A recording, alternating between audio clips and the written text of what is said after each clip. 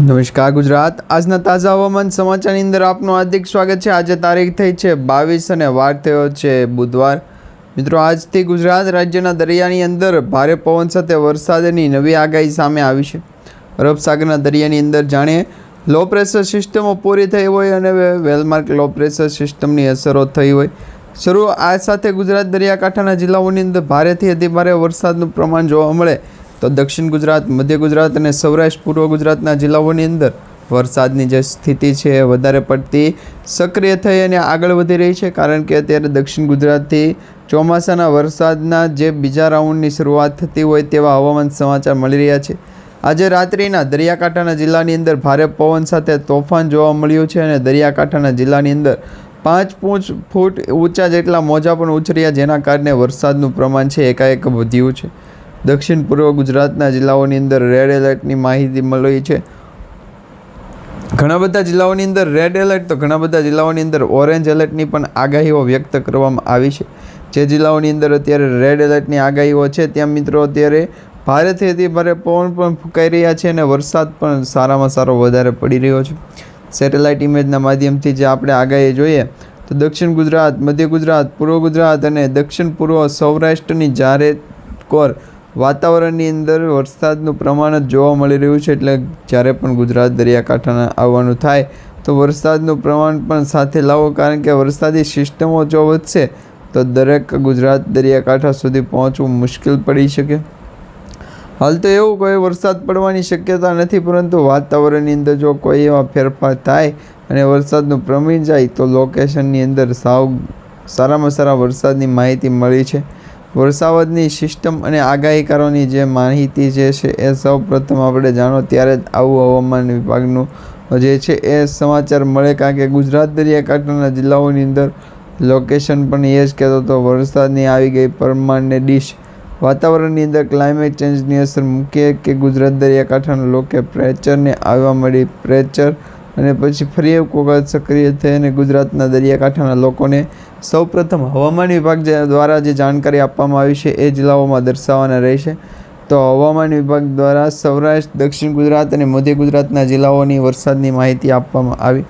તો આ જિલ્લાઓની અંદર જો વાતાવરણ સક્રિય થઈ અને હવામાન વિભાગ દ્વારા જાણકારી આપવામાં આવે તો વરસાદની સ્થિતિ લગભગ તો દરેક જિલ્લાઓ માટે સરખી હોય, પરંતુ વરસાદનું આ જે ભાગ છે સૌરાષ્ટ્ર અને દક્ષિણ ગુજરાતની વચ્ચે જે ખંભાતની અખાતવાળો, જેમાં ભાવનગર, અમરેલી, ગીર સોમનાથ, વેરાવળ, પોરબંદર, જૂનાગઢ, જામનગર જિલ્લાઓને છે એ અસર પહોંચે તો એ જિલ્લાઓની અંદર અત્યારે વરસાદનું પ્રમાણ છે વધારે પડતું જોવા મળી રહ્યું છે। અહીંયા તમારા સ્ક્રીન ઉપર તમે જોઈ શકો છો। સૌથી વધારે બેસ્ટ ઓપ્શન એ કે ગુજરાત દરિયાકાંઠાના જિલ્લાઓની અંદર ફરી એક વખત વાતાવરણની અંદર ઓછા પ્રમાણમાં વ્યાજ મળે કે તે વરસાદની આગાહી ક્યારે મળે તેની કોઈ લિમિટ હોય કે નહીં। તો આ મિત્રો દરિયાકાંઠાના જિલ્લાઓની અંદર મુદ્રા લોન છે તો એમની હજુ સુધી લિમિટ નથી, પરંતુ જો આ લોનની રજૂઆત પૂરી કરવામાં આવશે તો સરકાર દ્વારા નવી યોજનાઓ બહાર પાડવામાં આવે ત્યાં સુધી દરેક મિત્રોએ ખ્યાલ રાખવો પડી શકે। હાલ તો કોઈ એનાઉન્સમેન્ટ સમાચાર જાહેર થયા નથી। અત્યારે તો દરેક લોકો જે છે એ હવામાન વિભાગની જાણકારી સ્વરૂપે આગળ વધે છે અને ત્યાં જઈ અને વરસાદી આગાહી ગુજરાત દરિયાકાંઠાના જિલ્લાઓ છે એમની માથે મુલાકાત લઈ લોકો દ્વારા ધ્યાનમાં રાખી અને વરસાદી એક્ટિવિટીને ધ્યાનમાં રાખી ક્લાઇમેટ ચેન્જની અસર છે એ તમે જાણી લીધું કે વરસાદનું પ્રમાણ છે એ આપણી તરફ જોતો હતો। ગુજરાતના દરિયાકાંઠાના જિલ્લાઓની અંદર લોકેશન અને હવામાન વિભાગની જાણકારી છે એ વરસાદી સિસ્ટમની છે, બાકી દરેક જિલ્લાઓ લોકેશન પ્રમાણે હરામખોર પેદા થયા, કારણ કે વરસાદી આગાહી ગુજરાતના દરિયાકાંઠાના લોકોને જે છે સૌ મજબૂત અને અરબ સાગરના દરિયાની અંદર વરસાદની સ્થિતિને ધ્યાનમાં રાખે તેવી પણ કામગીરી કરવા માટેની ઉત્તમ તક આપવા માટે તૈયાર નથી।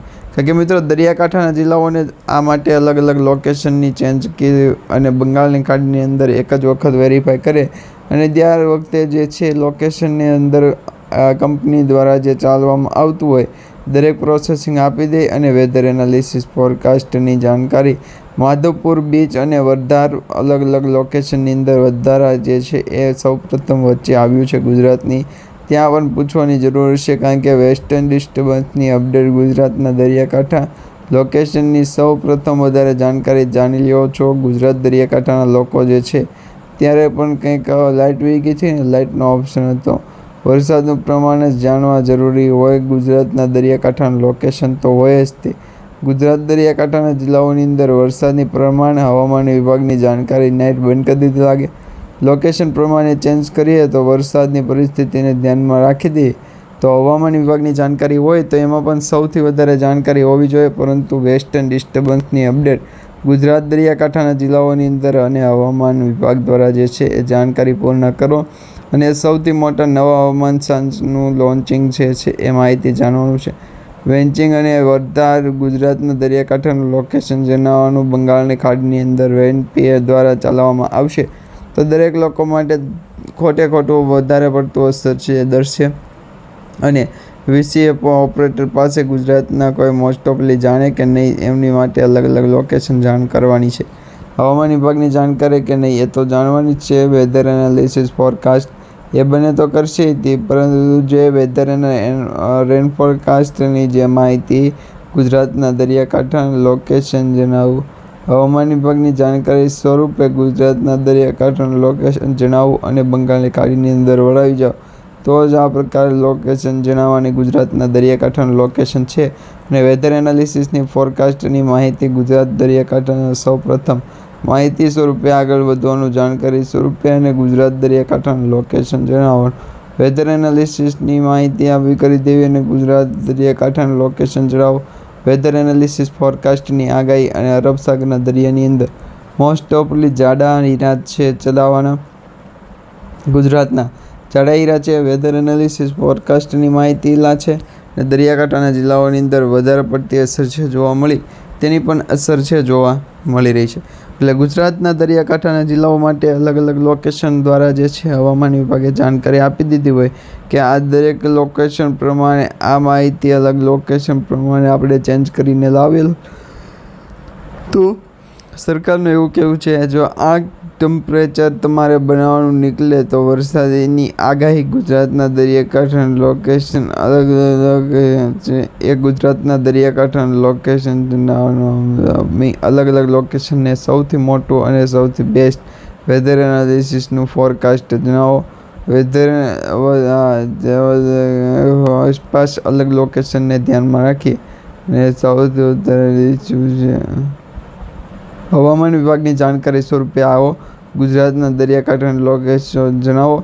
વેધર એનાલિસિસ ફોરકાસ્ટની જે માહિતી છે એ પ્રમાણે આગળ વધો. કારણ કે ગુજરાત દરિયાકાંઠાના જિલ્લાઓની અંદર મોસ્ટ ઓફલી જરીકે હોય છે પરંતુ એના વિશેની કોઈ વેકર્સની માહિતી જાણવાની ગુજરાત દરિયાકાંઠાના જિલ્લો પરંતુ હવામાન વિભાગની જાણકારી છે એ આપે નહીં. ગુજરાતના દરિયાકાંઠાના જિલ્લાઓને સૌપ્રથમ આપણે પીલી નાખીએ તો પરંતુ અરબ સાગરના દરિયાની અંદર તેની મોસ્ટ ઓફલી જે જાણકારી હોય છે એ જ આપણને મળવાની છે. તો તે પ્રકારનું પણ વાતાવરણ છે એ જામે. અને હવે પછી દક્ષિણ ગુજરાત અને મધ્ય પૂર્વ ગુજરાતના જિલ્લાઓની વાત કરવામાં આવે તો એના વિશેની પણ થોડીક એવી માહિતી જાણકારી સ્વરૂપે આગળ વધવાની છે. ગુજરાત દરિયાકાંઠાના જિલ્લાઓને સૌપ્રથમ જે છે એ વરસાદનું પ્રમાણ કેવું છે એ જાણવું. અરબ સાગરના દરિયાની અંદર તેની મોટી અસર છે કાંઈ દર્શાવે છે કે કેમ એ પણ જાણવાનું છે. અને વેધર એનાલિસિસ ફોરકાસ્ટ જે છે વરસાદની પ્રમાણને પણ ધ્યાન રાખી અને બનાવવું જરૂરી છે. કારણ કે વરસાદી સિસ્ટમની એક્ટિવિટી ગુજરાતના દરિયાકાંઠાના નીચે ફ્રીજની અંદર ફાયરિંગ કરી અને ભાણાના વાહન છે પકડી અને ફરી એક વખત વરસાદી ટોપલી માટે બચાડો કરીને ગુજરાતના દરિયાકાંઠાના લોકોને જે છે હવામાન વિભાગની જાણકારી નથી હાલતી અને વેધર એનાલિસિસ ફોરકાસ્ટની માહિતી ગોતી રાખે. તો આ માટે અરબ સાગર દરિયાની અંદર વેસ્ટર્ન ડિસ્ટર્બન્સની અસર ગુજરાત દરિયાકાંઠાનું લોકેશન જણાવવું અને હવામાન વિભાગની જાણકારી સ્વરૂપે આગળ છું.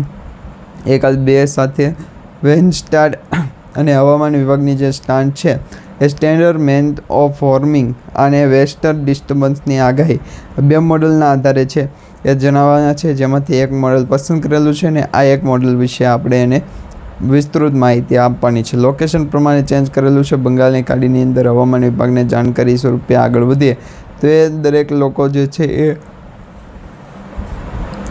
હવામાન વિભાગની જાણકારી સ્વરૂપે જ આગળ આવવાના છે અને દક્ષિણ ગુજરાતના જિલ્લાઓને જ આગળ લાવવાના છે. વરસાદી એક્ટિવિટીને ધ્યાનમાં રાખવાની છે.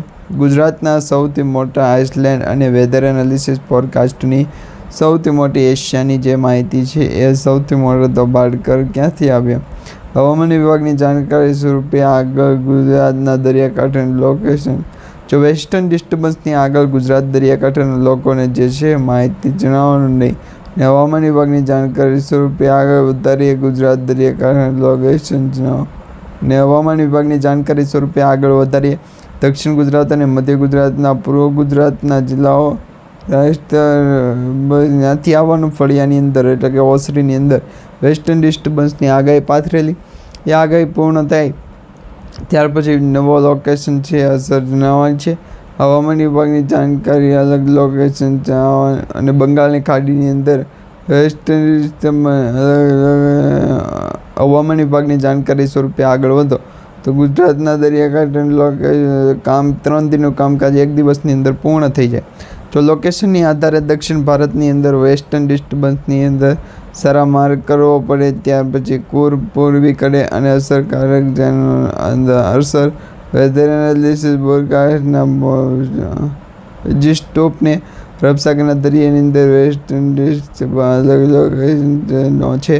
હવામાન વિભાગની જાણકારી સ્વરૂપે આગળ વધારવાની છે. દક્ષિણ ગુજરાતના દરિયાકાંઠા જિલ્લાઓને હવામાન વિભાગની જાણકારી સ્વરૂપે આગળ વધવાની છે અને મોસ્ટ ઓફલી દરેક જિલ્લાઓની અંદર જ વરસાદનું પ્રમાણ છે એ સૌપ્રથમ આપણે જાણવાનું છે. વેધર એનાલિસિસ ફોરકાસ્ટની માહિતી જણાવો અને વેસ્ટર્ન ડિસ્ટર્બન્સની આગાહી હવામાન વિભાગની જાણકારી સ્વરૂપે અનમેરિડ અને ગુજરાતના છે. અરબ લોકેશનના જાણકારી સ્વરૂપે આગળ વધીએ અને ગૂગલ ક્લોચ અને વેસ્ટર્ન ડિસ્ટર્બન્સની માહિતી જણાવો તો હવામાન વિભાગની જાણકારી સ્વરૂપે આગળ વધવાની બિલકુલ જરૂર નથી. વેસ્ટર્ન ડિસ્ટર્બન્સની આગળ વધારે માહિતી આ માટે આવો અને ગુજરાતના દરેક જિલ્લાઓની અંદર હવામાન સ્થિતિને ધ્યાનમાં રાખી અને ગુજરાતનો સ્ટેટ ઓફ હોર્મુઝની માહિતી છે એને સૌથી વધારે પૂછવું લાગુ છે અને સૌથી વધારે હોર્મુઝની જે જાણકારી છે દરેક લોકો પાસેથી અલગ લોકેશન જાણકારી સ્વરૂપે આગળ વધવાનું અને વેસ્ટર્ન ડિસ્ટર્બન્સની સૌથી ઓછી અને નબળી હવામાન વિભાગની જે જાણકારી છે એને આપણે ધ્યાનમાં રાખી અને વરસાદનું પ્રમાણ છે આગળ વધારીશું.